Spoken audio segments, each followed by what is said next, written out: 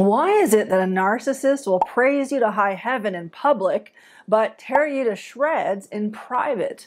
When there's an audience, they turn on the charm and treat you like you're God's gift to them, shining a spotlight on you, pointing out your strengths and positive attributes, and showering you with compliments that make you feel pretty darn special.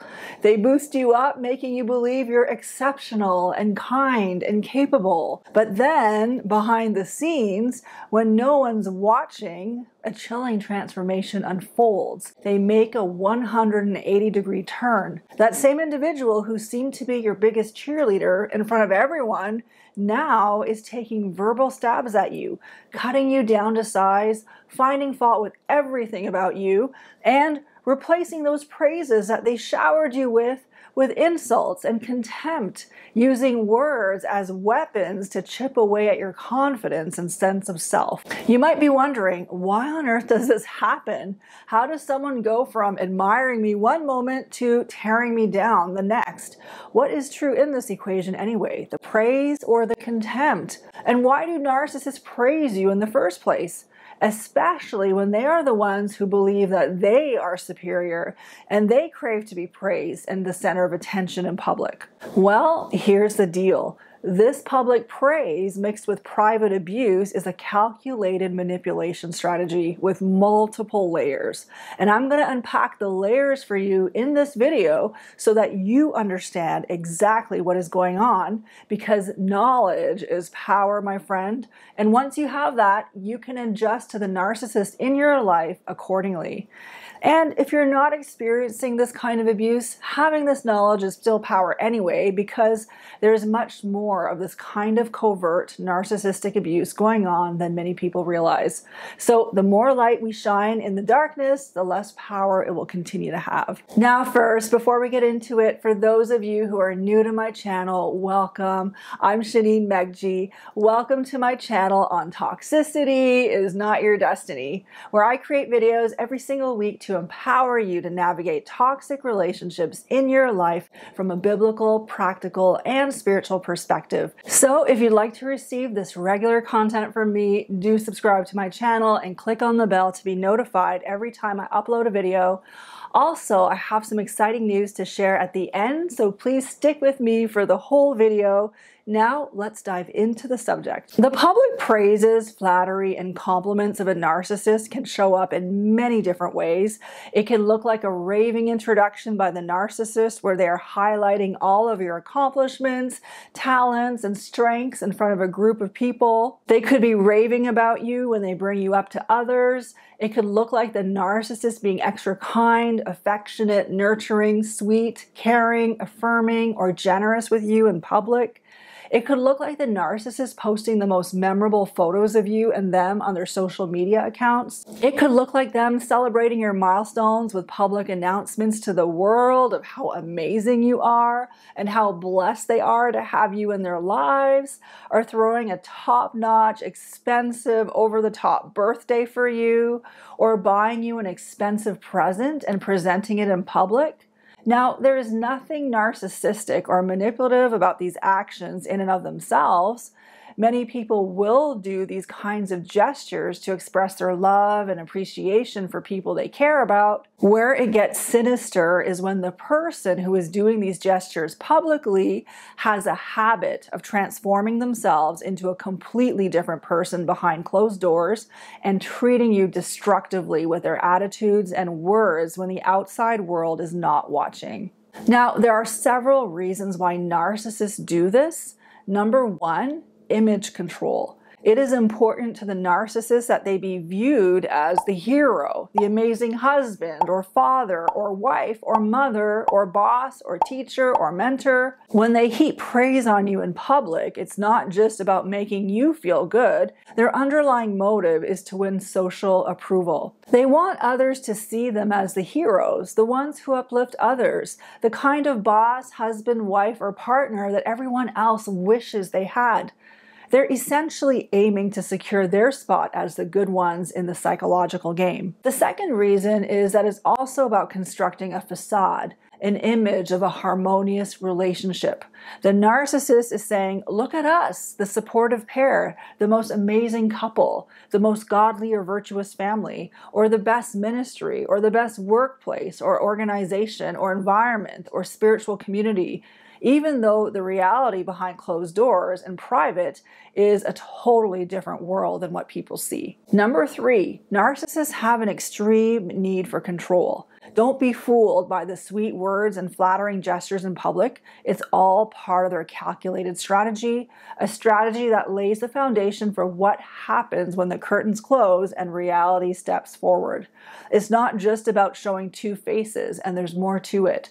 Narcissists praise you in public and tear you down in private in order to mess with your head, because the sharp contrast between their public praise and private behavior leaves you feeling confused, like you're dealing with two different people. And that is exactly what the narcissist wants. Why is that? Because it throws you off balance. And when you are off balance, the narcissist has more control. Now, the fourth reason, narcissists hate being vulnerable, and they hate that they need a supply of affirmation and praise from other people. Their public praise and private derision of you are a coping mechanism for them. Their goal is to get you as dependent on them for validation as they can. If they can get you dependent on their opinion and their praise, then it makes them feel more powerful again. They want you to be dependent on them to tell you your worth. They use the praise to raise your dopamine levels and get your guard down, and then follow the praise with derision and contempt because they know it causes your emotions to yo-yo, leaving you reeling and them feeling powerful again instead of vulnerable. The reality is they are subtly trying to shape you into their image. Now, there's more to this. Remember, I said this is a multi-layered manipulation strategy. So here's the next reason the narcissists praise you in public and tear you down in private. Number 5, it is to discredit you in the eyes of people outside your group. So how does that work? Well, think about it. Those who've only seen the public, benevolent, nice, caring, generous side of the narcissist, who have been fed with this illusion of love, caring, and harmony in your relationship by the narcissist, are likely to doubt your complaints. In their minds, as a collective group, they have never seen or experienced the things with the narcissist that you are talking about. They haven't witnessed the abuse. And on top of all that, all they see is a person who speaks so highly of you, who appears to love you and care about you. So what are people to conclude? How would they deal with the cognitive dissonance of what they see versus what you're telling them? They might conclude that it is you who is too sensitive, who has issues, who's being hard on them, or who's ungrateful. So it's easy for them to dismiss your concerns or even question your perspective and wonder if it's you who is not appreciative of the narcissist, as I mentioned, or who is being unreasonable or self-centered or overly entitled. Imagine the pain and frustration. Not only are you dealing with the private abuse, but you're also facing a narrative that the narcissist has carefully shaped to make you look like the bad guy or the one who is becoming unhinged, while they are as cool as a cucumber, speaking in a calm, collected, and charming way. Of course, all of this could make you doubt your own sanity and wonder if you're actually going crazy. It's like trying to find your way through a maze where the walls keep shifting. And this is exactly what the narcissist is trying to push by all these behaviors. It is a sickening, diabolical form of control that is very calculated and intentional. And it doesn't end there. The narcissist creates this illusion of a perfect relationship between you and them in public, not only to gaslight people on the outside, but also to isolate you emotionally and socially. You see, the contradiction between the public image and the private reality creates a divide that makes you feel like you're living a double life. So it can cause you to really feel like you're stuck and unable to confide to family or friends because the truth seems too far-fetched. So what are you to do if you find yourself in this predicament? Well, the first and foremost thing to do is to turn to God and turn your concerns into prayers, because prayers are powerful and God hears your prayers. Prayers activate the spiritual dimension, for our struggle is not against flesh and blood, but against the rulers, against the authorities, against the powers of this dark world, and against the spiritual forces of evil in the heavenly realms. Number 2, bring your concerns and issues to God and ask Him to guide you, to give you wisdom, to lead you into His truth. Ask Him to show you who you can talk to. If you can't talk with someone in your circle of friends or family because the narcissist has effectively gaslighted everyone, then talk to a coach or counselor, someone who's outside that circle, who knows God, who understands narcissistic abuse. Unless someone has gone through the cycle of it and experienced gaslighting, it may be very difficult for them to understand the abuse you're going through. Number 3, journal, journal, journal. And here's why. Living in a toxic, narcissistic environment is destabilizing and mentally convoluted on purpose. The narcissist does not want your thinking to be clear. That's why they continually change the narrative. That is why they gaslight. That is why they create chaos and drama. That is why they demand all your attention all the time.